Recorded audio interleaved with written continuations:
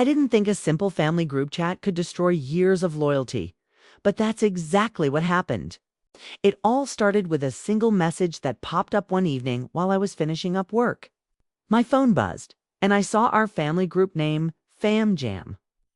Normally, it was full of recipe links, memes, or my mom's daily good morning messages. But this time, it was different. The message came from my parents. "We think it's best you step away for now." That was it. No explanation, no context. Just a sentence that cut deeper than I expected. At first, I thought it was a joke. I stared at the message for a good minute, waiting for someone, maybe my mom, to follow up with a laughing emoji, or "just kidding." But instead, my aunt reacted with a thumbs up. My cousin replied with a heart. That's when I knew it wasn't a mistake. I typed back, "Understood. I'll respect that. I'll step away from the family fund too." The family fund was something I'd started 3 years ago. Basically a shared account, used for emergencies or special occasions. When my parents' car broke down, I paid for half the repair. When my sister needed help with tuition, I covered her deposit. I wasn't rich, but I'd always believed family meant showing up when no one else could. Apparently, that belief wasn't mutual anymore. After I sent my message, no one replied. The chat stayed silent. No explanations, no clarifications, no one saying, "Wait, let's talk about this." It's just a void. I tried calling my mom. She didn't answer. Dad didn't either. That night I sat on my couch rereading the chat over and over, wondering what step away really meant. Step away from what? The group. The family. My entire life with them. 2 days later, my cousin, the only one who still talked to me, sent me a screenshot from her DMs with my mom. It said, "We're just giving her space. She's been too controlling about the money. We need peace." Controlling. I was the one keeping track of every transaction, making sure everyone contributed fairly. When people forgot to send their share, I covered it without making a scene. I didn't realize being responsible made me controlling. I decided not to respond. Instead, I pulled up the account details and transferred my portion of the fund back to myself. Then I messaged the group again, short and simple, "Since I'm stepping away, please handle the finances on your own from now." That's when my dad finally replied, "We didn't mean for you to take it that far. It's too late." The truth came out a week later. My younger sister called me in tears, saying Mom had promised her she could use some of the fund money for a vacation. I'd said no because it wasn't for leisure. It was for emergencies. When I refused, apparently, that was me trying to control everyone. So instead of talking to me directly, my parents decided to teach me a lesson by kicking me out of the group and isolating me. I'll admit, I cried that night. Not because of the money, but because I finally understood where I stood in my own family. They didn't see me as a person trying to help. They saw me as an obstacle. A month went by with no contact. I stopped texting, stopped calling. Then one evening, I got a call from my aunt, the same one who reacted with a thumbs up. She sounded frantic. "Your dad's in the hospital. He had a mild heart attack. You should come." Part of me wanted to rush over immediately, but another part, the one still bleeding from their rejection, hesitated. Still, I went. When I arrived, no one met my eyes. My mom barely nodded. My sister kept her head down. The room felt heavy, but when my dad saw me, he reached for my hand and said, "I didn't mean to push you away." For a moment, all the anger I had built up melted. I squeezed his hand back and said quietly, "Then don't." That night changed everything. The fund was never revived and the group chat stayed silent for months. But somehow my dad started calling me again. My mom still keeps her distance, but I've learned that stepping away wasn't punishment. It was freedom. Sometimes losing your place in a toxic circle is the only way to find peace. After Dad's heart attack, I thought maybe things would go back to normal. For a few weeks, it almost felt that way. Mom started texting me short updates mostly about his recovery, never about us. "He's doing better. He's starting physio. Doctor says he needs rest." No emojis, no warmth, but it was something. I didn't push. I just replied politely, offered help when I could, and tried to believe time would heal what was left between us. But I should have known better. When people show you their priorities, believe them. About a month after Dad came home, my sister invited me to a small family dinner. She said Mom wanted to make amends. Against my better judgment, I agreed. It was a Saturday evening. I brought a bouquet of Lila Mom's favorite tand, a cake from her favorite bakery. When I walked into the house, everything felt both familiar and foreign. Same pictures on the wall, same faint smell of cinnamon and furniture polish, but the energy was off. Mom greeted me at the door with a polite smile that didn't reach her eyes. "You made it," she said flatly, like I was a guest, not her daughter. I told myself to stay calm. The dinner table looked like a magazine spread, perfectly arranged dishes, candles, the good plates. Dad smiled weakly from his chair, and I gave him a hug. For a moment, it almost felt okay. Then halfway through dinner, my sister mentioned the fund. "So we've been managing the money ourselves now," she said casually, stabbing her fork into a piece of chicken. "It's less stressful." I looked up. Mom's eyes flicked toward me, then away. "That's good," I said evenly. "I'm glad it's working for you." But then my Auntie S, the same one with the thumbs up, patted. "Honestly, things feel lighter without all the spreadsheets and control." My stomach turned. There it was again, that word, control. I forced a smile. "You mean accountability?" She blinked at me. "We just like keeping it simple now." I didn't respond. The air grew heavier. Dad cleared his throat. "We all did what we thought was best at the time," he said softly, trying to diffuse the tension. But Mom's silence said enough. I realized then this dinner wasn't about making amends. It was about proving they were fine without me. I excused myself after dessert, saying I had work early in the morning. As I was putting on my coat, Dad followed me to the door. "You don't have to stay away," he said quietly. "I know it got messy." I smiled sadly. "It didn't get messy, Dad. It got honest." He sighed, eyes tired, then nodded. When I stepped outside, the air was cold and sharp. My hands trembled, not from the temperature, but from the realization that I didn't belong there anymore. A week later, I got a call from my cousin again. "You should know," she said, her voice low. "Your mom's been saying you overreacted. She told everyone you made a scene at dinner." I laughed. Not out of humor, but disbelief. A scene. I barely said 10 words. "I know," my cousin said, "but they've already decided the story they want to tell." That night, I went through old photos, birthdays, holidays, vacations. Every picture showed me smiling beside people who had no idea how much I cared for them. I used to think being the dependable one meant being loved. Turns out it just made me convenient. I stopped answering group invites after that. I didn't even show up for Easter. When Mom texted, "You're really not coming?" I just replied, "No, but I hope you have a good day." No guilt. No apology. Just peace. A few months later, Dad called on his own. "You know," he said, voice softer than I'd ever heard it, "I think your mother misses you. She just doesn't know how to say it." "Maybe," I replied. "But missing someone and respecting them aren't the same thing." He didn't argue. We talked about other things, his health, work, the weather, but I knew he understood. That summer, I started traveling again. For years, I'd skipped vacations because of family obligations. Now, with no one guilting me, I finally booked a solo trip. Italy, just me, my camera, and silence that didn't feel empty anymore. Somewhere between Florence and Venice, I stopped checking my family group entirely. When I finally opened it again weeks later, I saw they'd changed the group name from Fam Jam to Family Circle. I wasn't added back. For a moment, that stung. But then I realized something. Circles are meant to close. Some doors aren't slammed shut, they just stop opening. And sometimes peace looks like not being invited. 3 months after the so-called family dinner, I got a call from an unknown number while I was at work. Normally I'd ignore it, but something in me said to pick up.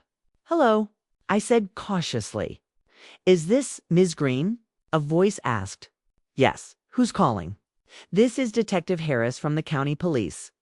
I was hoping to ask you a few questions regarding a financial matter connected to your family. My stomach dropped. What kind of matter? He paused, like he was choosing his words carefully. It concerns the family investment account that was previously managed under your name. We've received a report of potential misuse of funds. I froze. Misuse from who? Your name came up in documentation submitted by your mother and sister, he said calmly. It appears there's some confusion about ownership and access. I almost laughed, but it came out like a choke. Confusion. They told me to step away months ago. I haven't touched that account since. He asked me to come down to the station with any paperwork or emails I still had. I agreed, still shaking. After we hung up, I sat there staring at my phone, my pulse pounding in my ears. It didn't make sense. Unless it did. I spent that evening digging through old files, bank statements, emails, text threads. And there it was. The message from Mom dated the week they'd removed me from the group. We think it's best you step away for now, followed by my reply, understood. I'll respect that and step away from the family fund too. I printed everything. When I got to the station the next morning, the detective was polite but distant. We're just sorting things out, he said, flipping through a folder. Your sister mentioned that you may have transferred some funds before you left the account. I frowned. Transferred. No. I only moved money when Mom asked me to, always with her approval. He nodded slowly, then turned one page toward me. It was a bank transaction, $8,500, moved 3 days after I'd been removed from the group, from the family fund to an account with my name. My blood ran cold. That's not me, I said immediately. I didn't make that transfer. The signature matches yours, he said, but we'll verify it. I left the station dizzy. I knew what this was. Mom and my sister had thrown me under the bus to protect themselves. Maybe the money was gone. Maybe they panicked. But instead of admitting it, they'd decided to make me the scapegoat. The irony burned. I'd spent years managing that fund honestly, carefully, for everyone's benefit. And now I was the thief. That night, I called my cousin again. You've heard something, haven't you? I said. She hesitated. They told the family you stole money, she whispered. Mom said you were trying to take revenge because you were bitter about being excluded. I laughed bitterly. Of course she did, but I don't believe it, she added quickly. You wouldn't do that. Thanks, I said quietly. But belief doesn't change the story they're telling. I spent the next few days compiling proof-old bank access logs, screenshots, timestamps. I even went to the bank directly. The manager there, a woman named Julia, looked over the files with a furrowed brow. You're right, she said finally. That transfer didn't come from your device or your credentials. It was initiated in person with a printed authorization under your name. Can I see it? She handed me a copy. My throat tightened as I stared at the signature. It looked like mine, but it wasn't. The strokes were too heavy, the letters slightly off. Someone had forged it. Do you have cameras from that day? I asked. Julia nodded. We'll check. It took 2 days, but when she called me back, her voice sounded different. You need to come in, she said. When I got there, she led me to a small office, closed the door, and hit play on the footage. My mother and sister stood at the teller counter, whispering to each other. Then my sister slid a document forward, the authorization slip with my name on it. I couldn't breathe. They forged my signature, I said hoarsely, and took the money. Julia nodded solemnly. I'll be submitting this to the detective. I left the bank, shaking, part fury, part heartbreak. I wanted to scream, to call Mom and demand an explanation, but I knew how that would go. She'd deflect, play victim, maybe even cry. It was her pattern, and this time I wasn't going to feed it. When the detective called again, his tone was different, almost apologetic. Ms. Green, we've reviewed the footage and confirmed your statement. You're not under investigation anymore. But I should warn you, the case may continue regarding the forged documents. I thanked him, hung up, and sat in silence. It was official now. My own family had tried to frame me. For money, for pride, for control. I didn't cry that night. I just sat there, staring out the window at the city lights, realizing that blood doesn't guarantee loyalty. Sometimes it just stains the hands that try too hard to hold it. A month later, investigation wrapped up and my name was officially cleared. The detective called to tell me the case against my mother and sister had been handed over to the district attorney's office. Charges, fraud, forgery, and misuse of family funds. It was everything I already knew in my gut, but hearing it spoken aloud made my stomach twist. I should have felt relief indicated even, but instead I felt hollow. The truth was out, yet the cost of it all was devastating. I didn't want revenge. I wanted peace. I wanted a family that didn't treat me like an outsider. But that version of my family had never really existed. News travels fast in small towns. Within days, the whispers started. By the end of the week, everyone knew.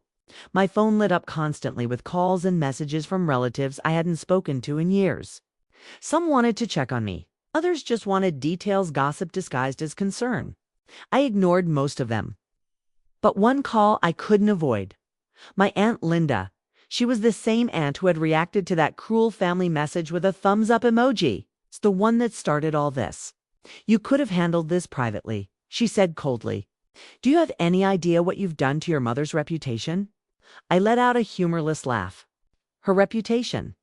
She forged my signature, Aunt Linda. She tried to steal from me. "Families make mistakes," she replied, as if that excused everything. "Mistakes," I repeated, my voice rising. "She committed fraud. That's not a mistake. That's a choice." There was silence on the other end of the line, followed by a quiet sigh. "You've always been dramatic," she said finally. "You could have just forgiven her." Then she hung up. That night, for the first time in months, I got a text from my mother. "You didn't have to go this far," it read. "We were only trying to protect what's ours." I stared at those words for a long time. Ours. That single word told me everything I needed to know. In her mind, everything, my savings, my name, my choices belonged to the family. There was no mine. There never had been. I didn't respond. I didn't need to. The truth was already out there. And I was done playing the role of the obedient daughter who stayed quiet for the family's sake. A week later, I received an official letter from the bank. The family fund account, yes. The same one my mother and sister had tried to drain was permanently closed. The remaining balance, small but symbolic, was divided among the original contributors. My share wasn't much, but it felt like closure. Proof that they couldn't erase me. I used that money as a down payment on a small apartment 2 hours away. When I moved in, I didn't tell anyone my new address. No social media posts. No family updates. Nothing. For the first time in my life, I felt anonymous and free. The first few weeks were strange. I'd wake up expecting a call from my mom or a sarcastic text from my sister. But my phone stayed silent. At first, the quiet felt heavy. Then it started to feel peaceful. One afternoon, I got a call from Julia, the bank manager who had helped expose everything.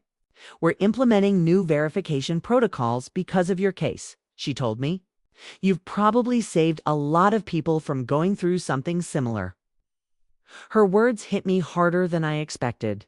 For the first time, I realized maybe something good had come from all the pain. Still, every once in a while, I'd scroll through old photos. Birthday dinners, family holidays, my graduation, mom smiling proudly, my sister holding my hand, everyone laughing. I used to think those pictures captured love. Now I know they captured contra-affection used as leverage, smiles, masking, manipulation. The longer I was away, the clearer everything became. I started seeing the little things I used to ignore. How mom would guilt trip me for saying no. How my sister always played the victim when things didn't go her way. How every family gathering ended with me apologizing for something I didn't even do. It wasn't a family. It was a performance, and I had finally stopped acting. 3 months after I moved out, my cousin called. "Your mom's still upset," she said cautiously. "She says you went too far, that you've embarrassed the whole family." I almost laughed. I didn't embarrass anyone. I told the truth. "She keeps saying she only wanted what was fair," my cousin continued. "Fair? I repeated the word bitter on my tongue. Stealing from me was fair. There was a pause, then she sighed. Honestly, I think she's more hurt that you won't talk to her. I was quiet for a moment before answering. I'm not angry anymore, I said softly. But I'm not going back. The call ended on a strange note somewhere between understanding and distance. That night, I sat on my new apartment's balcony, looking out over the city lights. It was quiet, except for the hum of traffic below. For the first time, I felt a deep, steady calm. People always say family is everything. I used to believe that. I used to bend over backward to keep peace, to earn love, to fix things that were never mine to fix. But peace doesn't come from pretending everything is fine. It comes from finally admitting it's not. A few months later, I ran into Julia again when I stopped by the bank for unrelated business. She smiled when she saw me. "How's life?" she asked. "Peaceful," I said honestly. "Weirdly peaceful," she laughed. "That's the best kind of peaceful." When I left, I realized how different I felt compared to a year ago. I used to think stepping away meant losing everything.